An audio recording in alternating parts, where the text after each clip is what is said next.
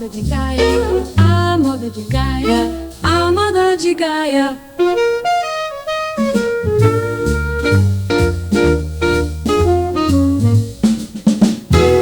Hoje o A Moda de Gaia olha para cima, olha para o céu, para a ciência, para a curiosidade e para dois momentos que vão marcar este verão em Vila Nova de Gaia.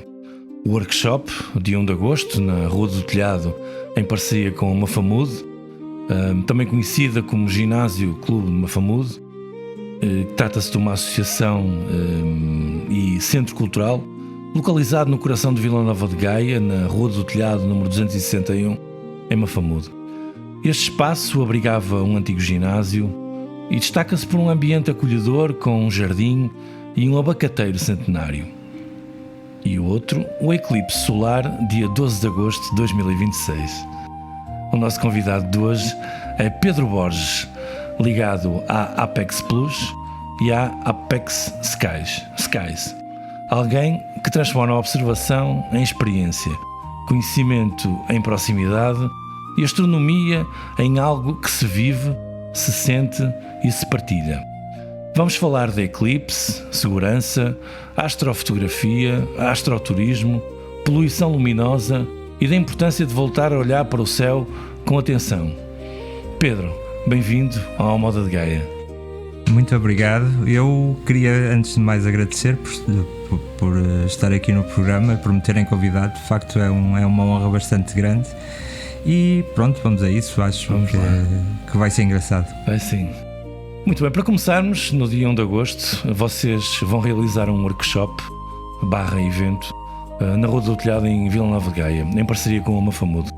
O que é que vai acontecer exatamente nesse dia? Portanto, nós temos montado um workshop cujo título é Fotografar o Eclipse do Sol. E o nosso principal objetivo, no fundo, é nós darmos a conhecer um bocadinho da nossa experiência em termos de astrofotografia. Certo. E também alertar um bocado as pessoas para o facto do eclipse ser um fenómeno que é preciso ter cuidado quando o observamos. Temos que ter cuidado com os filtros que nós utilizamos, com aquilo que nós utilizamos também para proteger os nossos equipamentos. Claro. Não é? E vamos tentar, como é que eu ia dizer, fazer com que as pessoas se motivem para observarem a parte da totalidade. Muito que bem. Eu aconselho vivamente a fazerem, porque eu já assisti a e foi assim um espetáculo que eu nunca mais me vou esquecer. Portanto, estou completamente ansioso agora deste 12 de agosto. Muito bem. E também transmitir um bocadinho do nosso conhecimento e ensinar as pessoas como é que podem obter de facto boas imagens deste evento e registrar este evento. Nós estamos um bocado como é que eu ia dizer, numa era em que nós registramos tudo, não é? E acho que é importante uma pessoa saber como fazer para ter o máximo proveito da situação. Muito bem. Porquê é que fizeram questão de criar dois momentos distintos? Um de preparação e outro para o fenómeno em si? Foi essa, digamos, a razão? É assim, nós não íamos fazer o workshop no próprio dia porque muitas das pessoas muito provavelmente não sabem quais são os materiais que precisam. E então a minha ideia de realizarmos com alguma antecedência era também dar tempo às pessoas para se prepararem para adquirirem, por exemplo, os filtros solares que são essenciais a preservar a sua vista, por exemplo. Vamos falar já mais à frente também sobre isso. Pedro, como é que gostas de apresentar este projeto que alguém que ainda não conheça a Apex Plus nem a Apex Skies? Ora bem, isto é um bocado uma sinergia de coisas, acho eu. Acho que tem a ver um bocado com o facto de... Pronto, eu sou licenciado em Astronomia, estive ligado à divulgação científica durante muitos anos e esse bichinho no fundo não morreu. E então, quando eu reparei que de facto eu podia usar as minhas valências para a parte do ensino, resolvi montar o Centro de Explicações. Entretanto as coisas foram-se alterando. Neste momento é o Apex Plus, onde nós temos explicações principalmente focadas no domínio da matemática e da física, que sou eu que as dou. E depois, como eu nunca quis deixar morrer o lado da astronomia, certo, Então aí criamos o Apex Skies, que no fundo é algo que funciona quase sempre. Por acaso este ano está um bocadinho diferente, entretanto expandiu-se um bocadinho. Agora vamos ter atividades todos os meses, mas a ideia era ocupar os meses de verão, em que nós estamos mais parados em termos de explicações, para fazer também aquilo que eu gosto, não é? Muito bem. Vamos então, estávamos a falar muito bem que eras licenciado, vamos entrar aqui um bocadinho no teu percurso pessoal.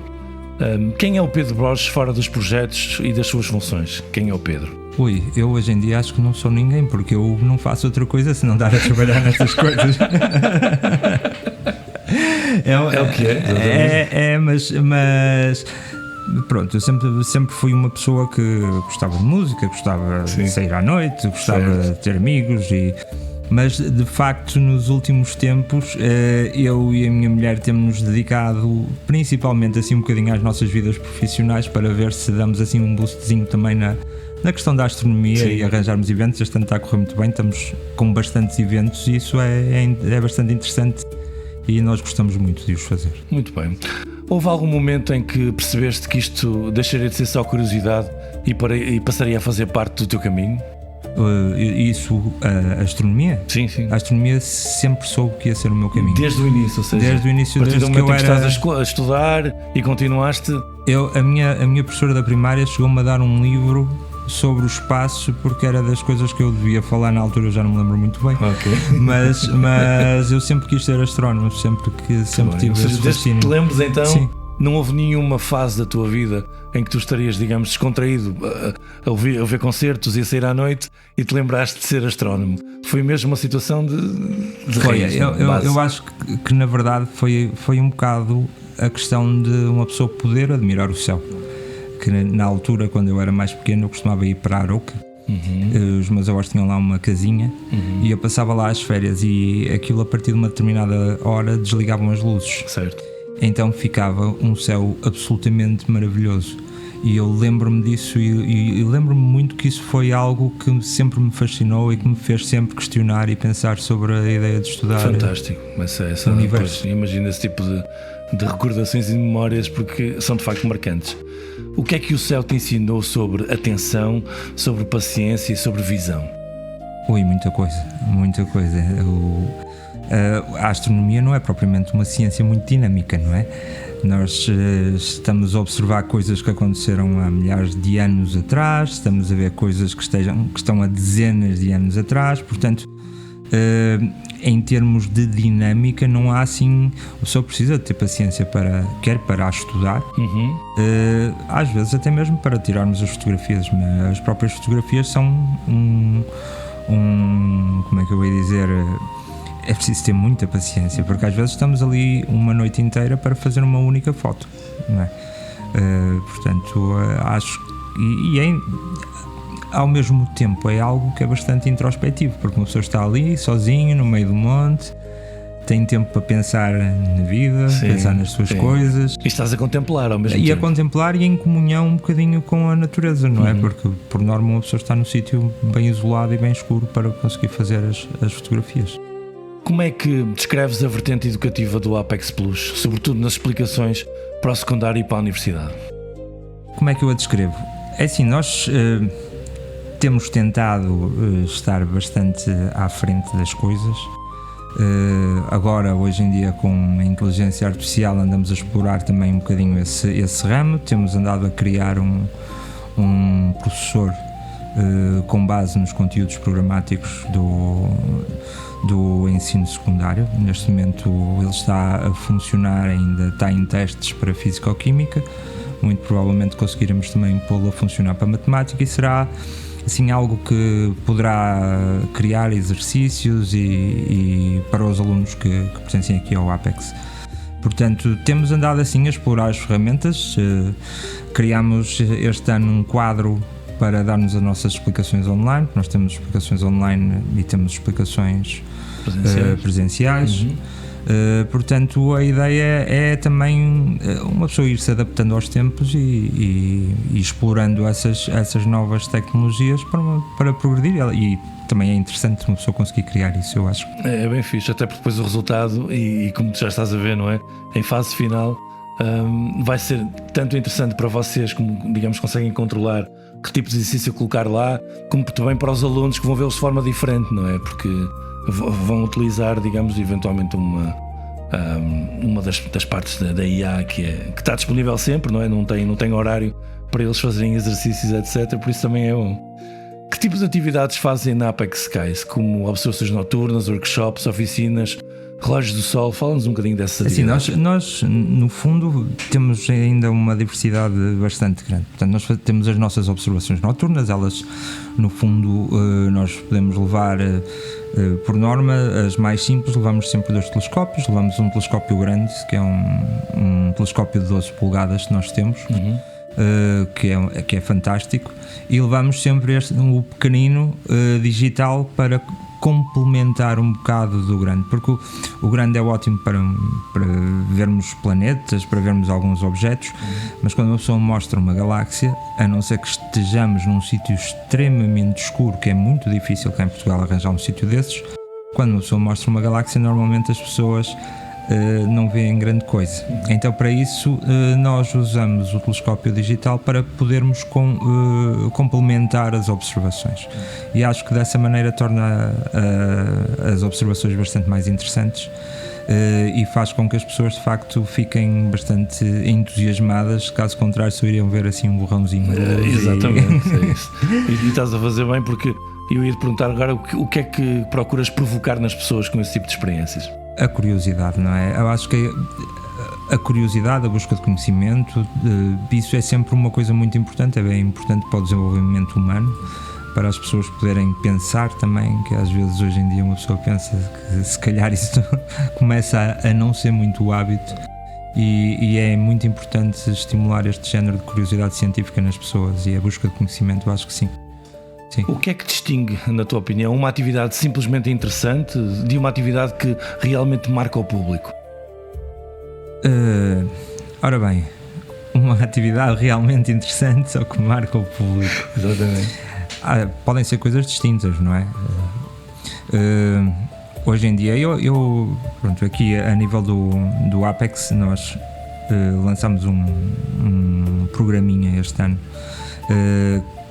Portanto, fizemos um programazinho utilizando também o AI, e então temos andado a publicar todos os dias na nossa página de Instagram o Hoje na História, falar acerca de algum acontecimento que esteja relacionado com ciência, com matemática, com física, com os nossos campos científicos na prática, que seja interessante ser referido. Certo. E em conversas com alunos, porque no fundo, pronto, a camada mais jovem também são alguns dos consumidores que nós queremos atingir, não é?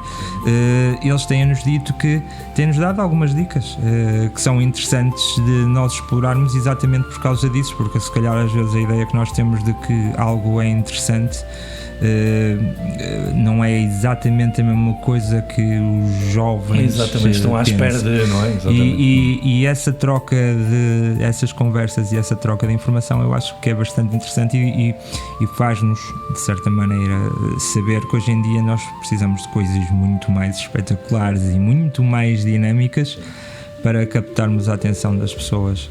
É verdade. Vamos um bocadinho agora, se me permites, falar do workshop do dia 1 de agosto.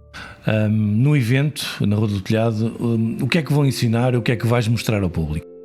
Ora bem, nós vamos ter uma espécie de uma mini aula de astronomia inicial, também para conseguirmos perceber como é que funcionam os eclipses, qual é que é toda a mecânica celeste que existe por trás do movimento da Lua, da Terra e do Sol. Certo. No fundo é um problema de 3 corpos.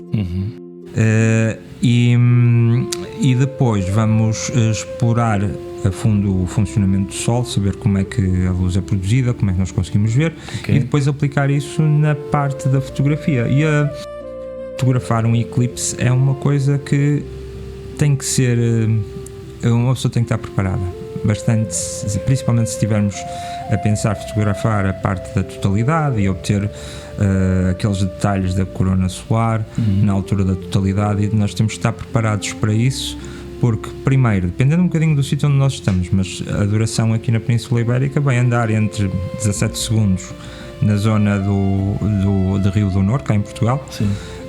e 1 minuto e meio ali entre Leão e estou-me a esquecer agora do outro, e Lugo. Portanto, alguns por ali pelo meio, que é onde passa a zona na verdade essa faixa atravessa a Espanha toda, estou a dizer um dos pontos, se calhar o mais próximo aqui do norte de Portugal. Norte, depois aquilo vai... Mas se nós queremos, vamos ter especificações técnicas de como fotografar na altura do momento da parcialidade, depois temos aquele fechar que é preciso um outro tipo de especificações, e depois ainda temos a parte da totalidade em que é preciso tirar os filtros, fazer as fotografias e estar atento para meter os filtros quando ele volta, a lua deixa de ocultar completamente o sol. Este workshop serve mais para preparar observadores, fotógrafos ou simplesmente curiosos?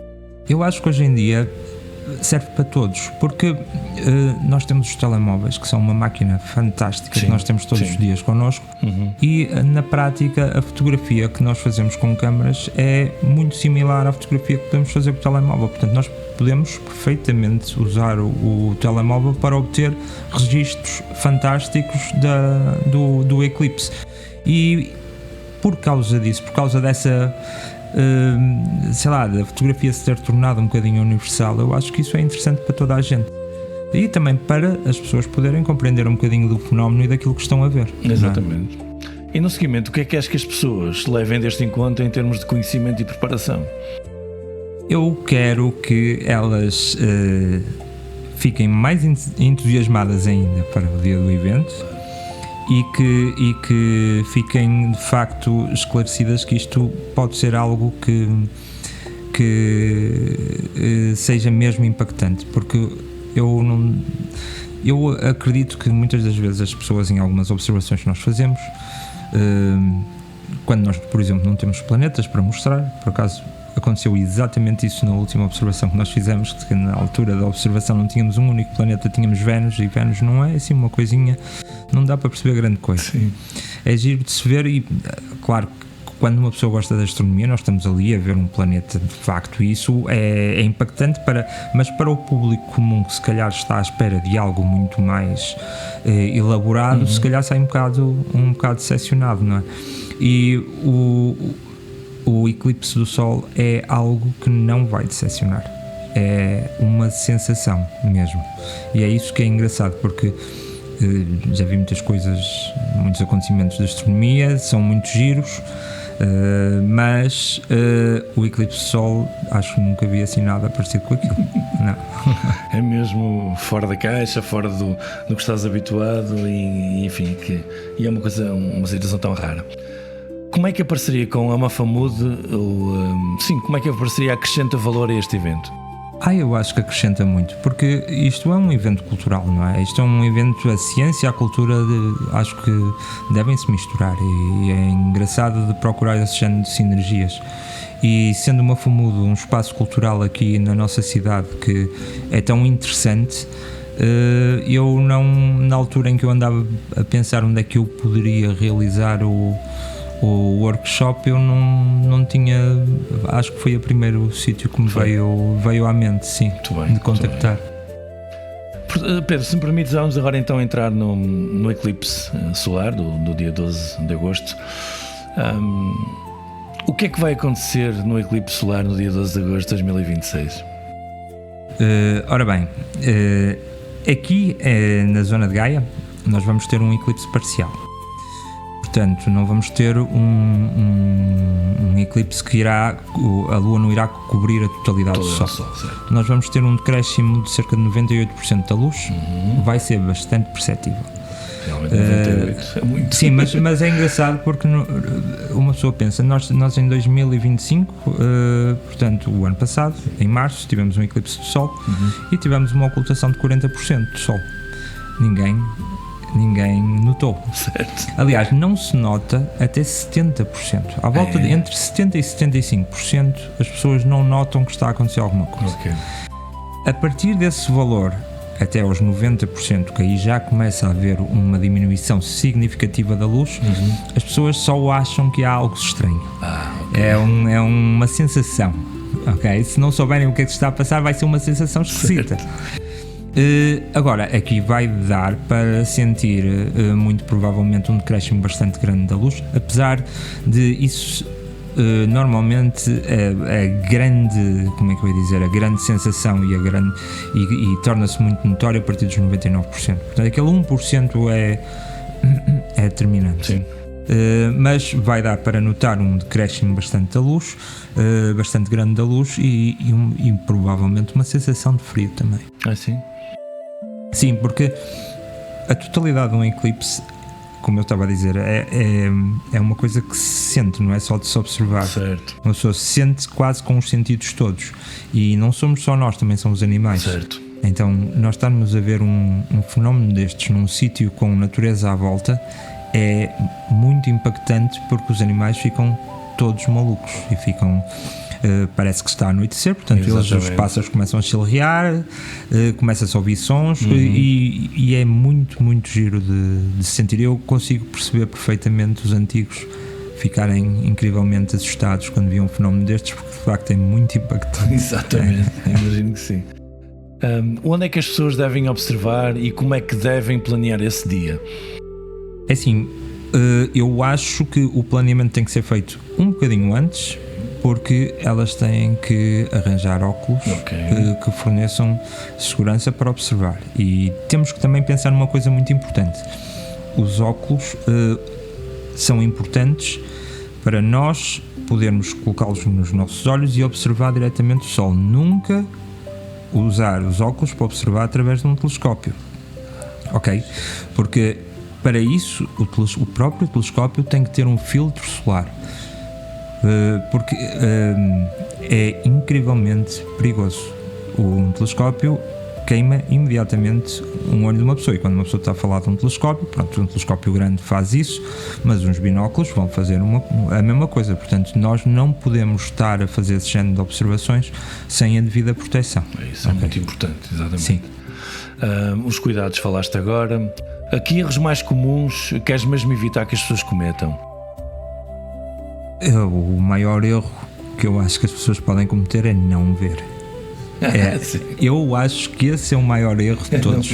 É não verem e pensarem que vou-me deslocar, fazer 100 km ou 150 km para uma zona de parcialidade. Não se faz isso. Uma pessoa tem que ir para uma zona de totalidade, porque é isso. Porque numa zona de parcialidade nós vemos o Sol, de facto, é um fenómeno giro, claro. Sem dúvida nenhuma. Claro. Mas podíamos andar mais 40 km para dentro e ia ser um fenómeno incrível. É essa a diferença. Muito bem. Vamos então agora entrar no planeamento do evento. O que é preciso organizar para um evento destes correr bem?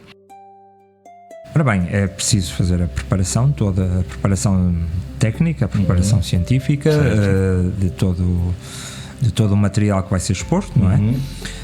E precisamos também de fazer o trabalho de promoção do evento para fazer chegar um bocado o acontecimento à população em geral. Há mais pessoas, exatamente, para ficarem a saber que vai acontecer neste dia. Exatamente. Como é que o planeamento ajuda a transformar um fenómeno natural numa experiência memorável? Acho que já falámos um bocadinho disto. Isto acaba por ser uma continuação da pergunta enfim, do que já estavas a falar. Acho que não vamos. Mas o planeamento vai ser uma das coisas mais importantes que nós vamos falar na parte do workshop, que é exatamente como é que nós fazemos o planeamento, por exemplo, das fotografias. Okay?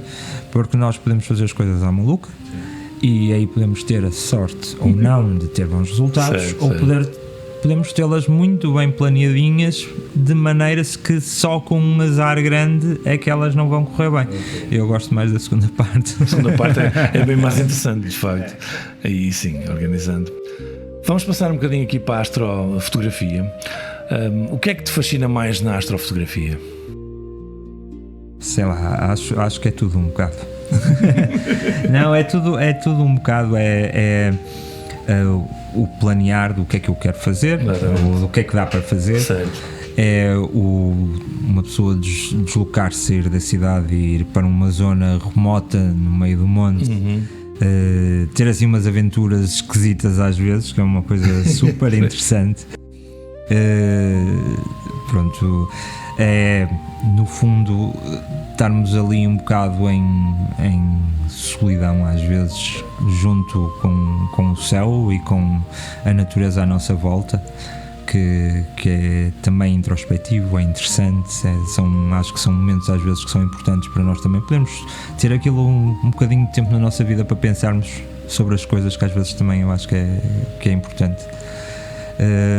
E depois é uma questão também de brio, de conseguir obter aquela imagem. Exatamente. E tentar explorar ao máximo o equipamento que nós temos e conseguirmos fazer aquilo que nós queremos. Eu acho que isso é muito interessante. E depois, no meio disto tudo, a astrofotografia é algo bastante científico, que é uma coisa que me agrada muito, porque como eu também tenho esse lado da parte da ciência, gosto muito de dizer aos meus alunos, por exemplo, que algumas das fotografias que eu faço são baseadas em estatística, e há muita coisa ali, mesmo a parte da fotografia, os tops da fotografia mesmo, eu acho que é muito importante as pessoas saberem um bocadinho de matemática para tentarem perceber como é que as coisas funcionam. É giro.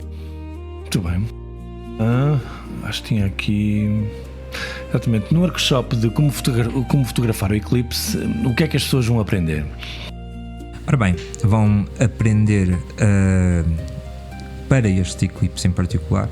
Portanto, vamos falar na generalidade dos outros eclipses, aliás, porque nós estamos a falar, e isto tem alguma certa urgência porque o eclipse é dia 12 de agosto, mas no próximo ano, dia 2 de agosto de 2017, teremos um outro que não será total em Portugal, mas vai ser total em Gibraltar e no sul de Espanha e na zona de África, portanto ali na zona de Marrocos. No Egito, que eu creio que vai ser o sítio de maior tempo de duração, pode chegar aos 7 minutos, acho eu. 7 minutos. Portanto, estamos a falar de um eclipse muito longo. Isto, pronto, está relacionado com a relação da posição da Lua no momento em que se dá o eclipse. Também vai ser um momento interessante. E no ano seguir, em janeiro, portanto janeiro de 2018, 28. Vamos ter um eclipse anular cá em Portugal, na zona do Alentejo. Já tivemos um em 2005, que passou ali na zona de Miranda de Douro. Foi foi bastante interessante também. Portanto, temos aqui um trio de eclipses que vai ser interessante explorar nestes, porque depois só em 2144 é que vamos ter outra vez. 2144. E uma pessoa já é capaz de estar um bocado velha. Quando já não está cá, se calhar. Muito bem. O que é que pode fazer alguém que está a começar agora e não quer gastar muito? O que é que essa pessoa pode fazer para poder fazer uma astrofotografia, ou pelo menos com o que é que se pode munir essa pessoa? Bem, é aconselhável ter um tripé e uma maneira de prender o seu telemóvel ao tripé. É a única coisa que é preciso, e depois precisa de paciência. Precisa de esperar o bom tempo, que nos últimos tempos tem sido algo que nós começamos aqui esta conversa com a imagem da Lua aqui no tablet, e eu consegui hoje, ando há 3 dias consecutivos a tentar tirar uma fotografia à Lua e acaba sempre por encobrir. Sério? Hoje por acaso deu. Pronto, deu por causa. Ainda bem que deu, assim também vamos ficar com essas imagens para poder mostrar a quem nos está a ouvir nesta entrevista. Vamos falar um bocadinho de equipamentos, apesar que já estavas a falar, e muito bem. Para fotografar ou filmar o eclipse, qual é o kit básico que aconselhas? Não, é assim, isto depende um bocadinho daquilo que se quer, porque dentro da fotografia temos vários tipos de fotografia. Se eu quiser focar e fazer um close-up da Lua e do Sol, aí eu preciso de uma telefoto, preciso de um tripé robusto, preciso de saber qual é que são os tipos de exposição, que é uma das coisas que vamos abordar durante o workshop. Nessa situação precisamos com um telemóvel dificilmente vamos conseguir fazer uma boa fotografia. Agora, se nós queremos fazer uma fotografia de paisagem, aí um telemóvel dá perfeitamente para fazer isso, tal como uma câmera. portanto eu não vejo hoje em dia assim uma diferença muito grande. Eu já comecei a deixar de andar com câmera e a começar a andar com o telemóvel porque é muito mais fácil. Não é? Sim, está logo no bolso, está logo ali. Pois. E a tecnologia ao evoluir da forma como está. Sim, mas é assim, de qualquer das maneiras, o equipamento nós temos. Depois precisamos também de saber como é que podemos processar as imagens e aprender a maneira de tirar o máximo daquilo que nós temos. Isso. Exatamente. E no seguimento, há algum erro técnico que vejas muitas vezes nesse tipo de situações?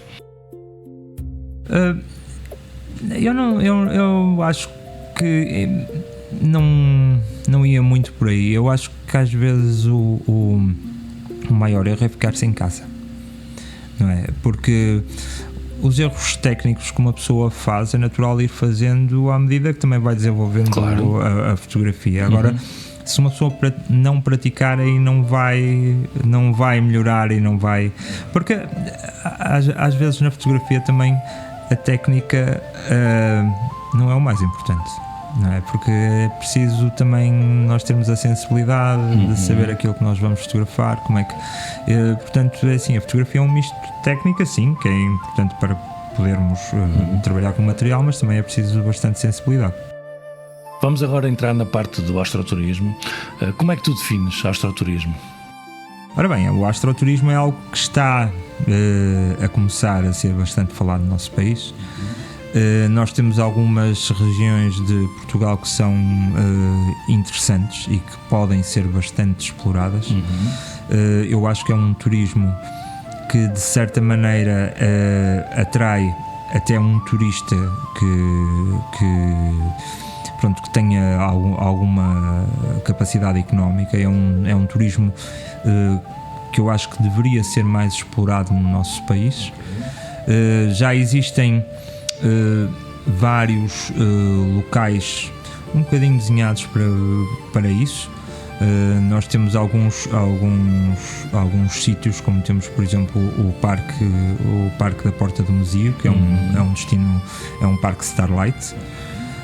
Temos também na zona do Alentejo a Reserva Dark Skies, e aos poucos têm começado a aparecer um bocadinho pelo nosso país. Temos na zona da Pampilhosa, temos na zona do Vale do Tua também, zonas em que se vai promover um bocado estas ações de observação, e o turismo surge um bocadinho com isso. Claro que existem algumas coisas que uma pessoa tem que ter atenção, que é, por exemplo, a iluminação. A iluminação pública, a própria iluminação às vezes até privada, porque às vezes nós vemos holofotes aí virados para o céu, que são um transtorno muito grande em termos de poluição luminosa. Mas é uma maneira de nós conseguirmos também chamar um bocadinho, ser ajudados, quem gosta de observar o céu à noite, ser um bocadinho ajudado com o desenvolvimento desse tipo de turismo, porque de facto vai fazer alertas para coisas que muita gente se calhar nem pensou até aqui, não é? Como é que estes momentos ajudam a valorizar o território e a experiência local? Eu acho que valorizam muito, e uma das coisas que eu mais gosto de fotografar, porque eu gosto de fazer astrofotografia, mas gosto principalmente da astrofotografia de paisagem, não é o fotografar os objetos só pelos objetos. E o que eu gosto, na verdade, de fazer é contextualizá-los com marcas históricas. E eu e a minha mulher, nós aventuramos assim nas férias para uns lugares assim um bocado recônditos do nosso país. Sim. E o ano passado fomos para o Castro do Outeiro Lesenho, que é daquelas coisas que eu descubro na internet. Agora já não dá para fazer isso, porque antes o Instagram dava para procurar por localização. Hoje em dia já não tem um mapa. Perdeu-se uma das maneiras que eu tinha de encontrar coisas. Ok, isso é mau. Pois é. Mas de qualquer das maneiras tinha encontrado na zona de Boticas, que aquilo pertence ao distrito de Boticas, ao distrito, ao Conselho de Boticas. E não é Braga. Não é Braga, Boticas. Acho que é Vila Real. Vila Real? Não sei. Mas de qualquer das maneiras, eles têm um castro no topo de um monte em que tem um guerreiro celta, uma estátua de um guerreiro celta que não é original, porque acho que as originais estão todas no Museu de Arqueologia de Lisboa, que eu entretanto estive a ler a história acerca disso, mas é muito engraçado nós termos ali um guerreiro de pedra no topo de um monte. E então num dos dias nós dissemos, não, nós vamos até lá e vamos fotografar isto. Então metemos o carro lá no meio do monte, meio escondido, ainda tivemos que subir 600 metros com o material todo às costas até chegar lá acima, ainda para mais levávamos comida, é isso, porque íamos lá ficar algum tempo. E são assim estas aventuras que eu acho que também dão uma piada às fotografias e àquilo que nós conseguimos fazer. Muito bem, isso é de facto uma boa forma de aproximar as pessoas do astroturismo, à astronomia e tudo o que tem a ver. E eu acho que até mesmo para a questão do turismo da região e da promoção dos municípios, eu acho que isso é uma maneira bastante interessante, exatamente de dar primeiro dar as condições de luminosidade na região para que se possa fazer isso, não é? Para que uma pessoa não tenha que ir só para Boticas para ter um bom céu. E por outro lado estamos ali a fazer um bocadinho a promoção do património histórico e cultural das zonas, que é sempre ótimo e é sempre interessante de ser falado. Vamos então entrar aqui um bocadinho na desmistificação das conspirações que por vezes andam por aí. Porquê é que é importante combater as conspirações e a desinformação sobre os eclipses? Eu acho que é importante uma pessoa combater a desinformação e as conspirações, informações e conspirações um bocado por tudo, mas assim, existem vários tipos de conspiração em termos de astronomia. Há sempre coisas que qualquer coisa que acontece hoje em dia há alguém na internet a dizer que ou são alienígenas ou que nunca lá estiveram, ou, sei lá, há muitos. Eu acho que o que foi mais falado até ultimamente foi a questão do cometa do 13 Atlas, que foi aí um frenesim no Facebook e na internet a dizer que aquilo era uma nave espacial, que é engraçado porque na verdade a ideia de haver um meteorito ou um cometa que vem de um outro ponto que não pertence ao nosso sistema solar é um livro já feito, que é o Rendezvous com Rasa, e esse livro é exatamente a história de algo que aparece no nosso sistema solar e uma pessoa manda uma missão e repara que aquilo é uma nave espacial. Portanto, eu acho que nem isso é assim um bocadinho original, essas conspirações. Deixa-me buscar o livro. O que é que mais te preocupa quando vês informação errada sobre os fenómenos astronómicos? O que é que mais me preocupa? Preocupa-me um bocado o nível de literacia da população. Isso acho que é importante. É importante as pessoas, também muitas delas, antes de começarem a dar as suas opiniões, informarem-se um bocado daquilo que estão a falar. Hoje em dia parece que nós não temos nenhum centro de controle a nossa análise antes de abrirmos a boca. Toda a gente diz as coisas assim sem terem fontes, sem terem certeza, e é engraçado que estamos exatamente na altura em que toda a gente consegue checar a ver se de facto as coisas são verdadeiras ou não, e parece que é a altura em que as pessoas dizem mais disparates, não é? Sim, é verdade. Como é que se fala de ciência de forma acessível sem perder o rigor? Eu acho que isso é uma pessoa tentar pôr-se na pele dos outros.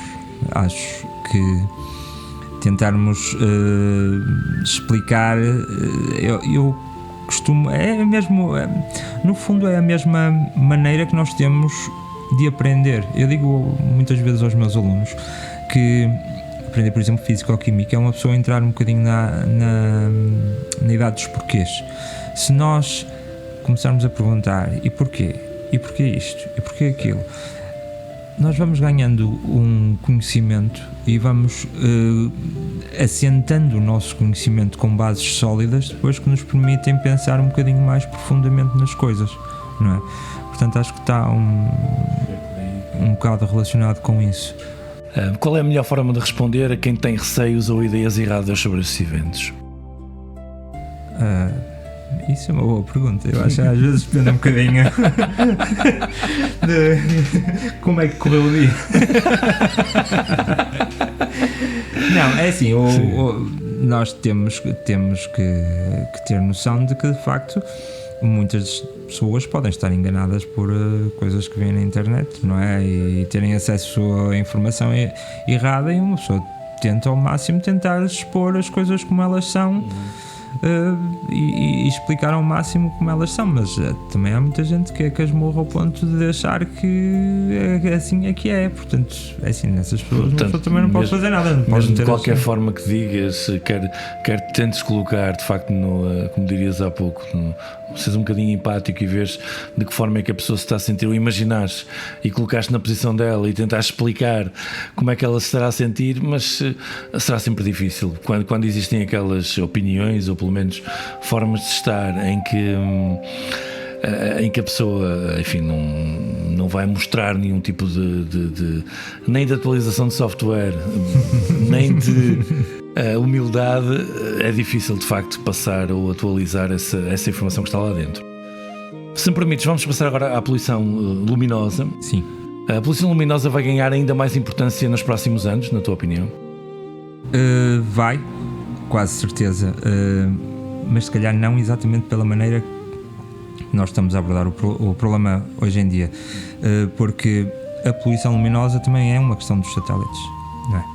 E hoje em dia nós estamos a começar a ter um problema muito grande.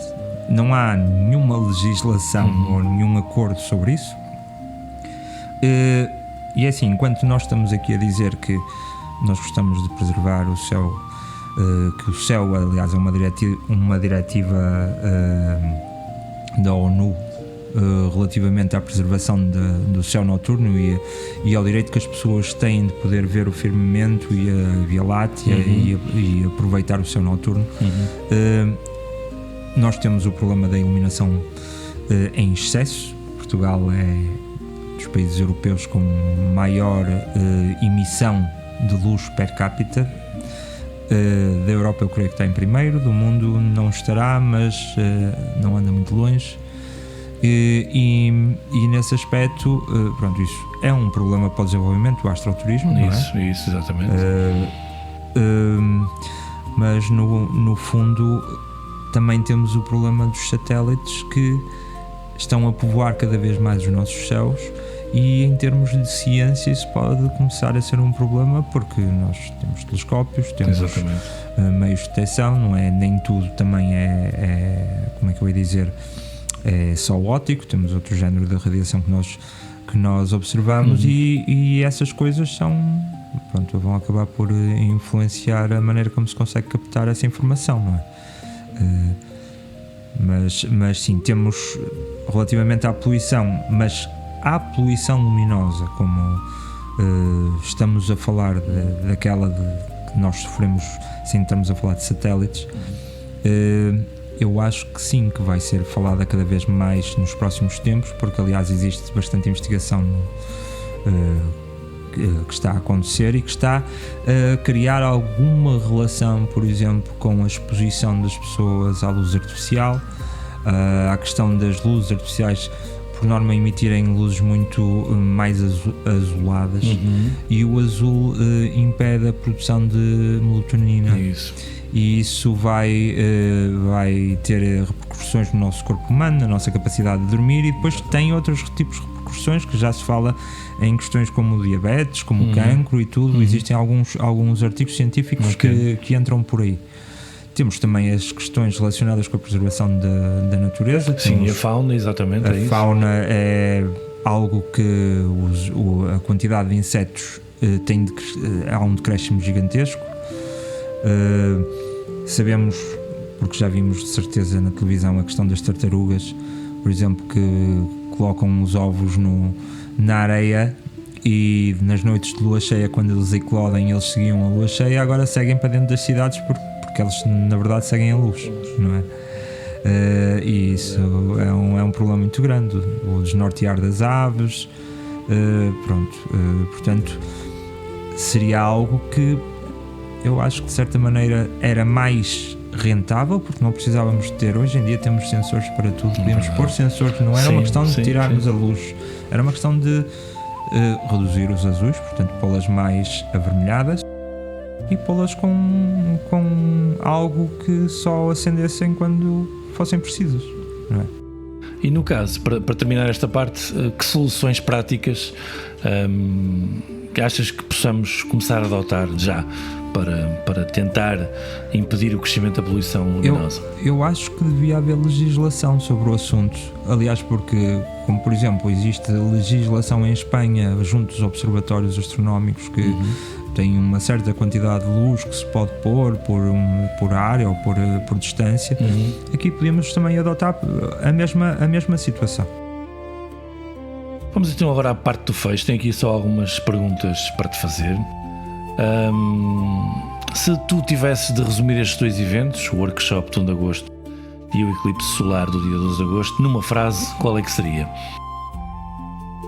Eu acho que vai ser um evento bastante interessante e muito importante para poder completar com registros aquilo que é um fenómeno absolutamente incrível. O que é que gostavas que as pessoas sentissem depois desta conversa que tivemos agora?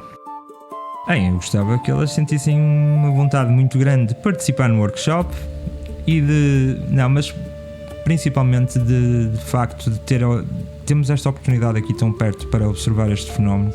Eu acho que as pessoas podiam tentar ir ver, porque de facto é mesmo muito impactante.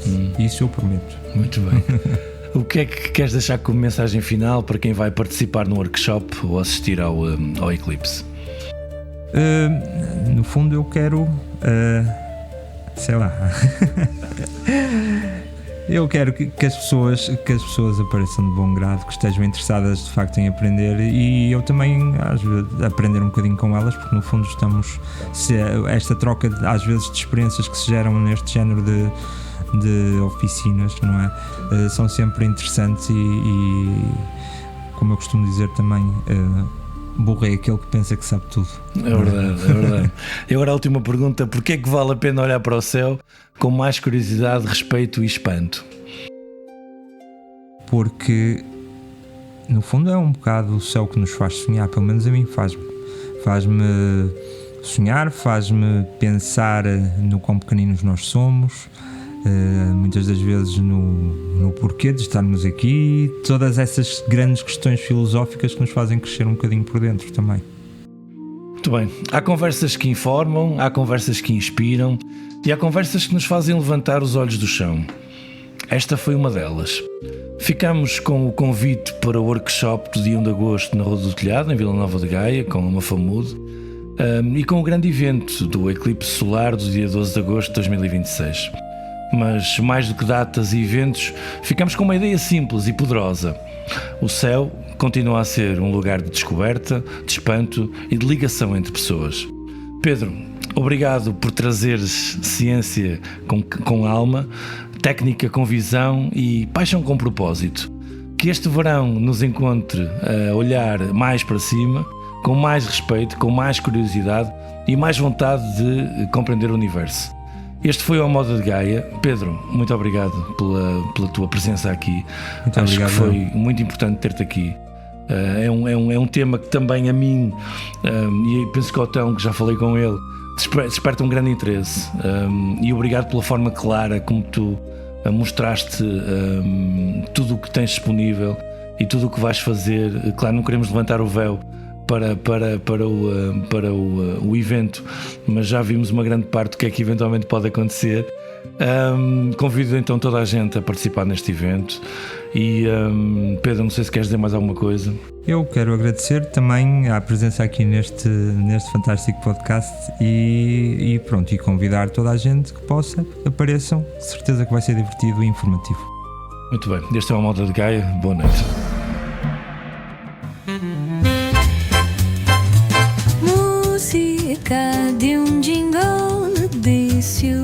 de um podcast chamado A Moda de Gaia.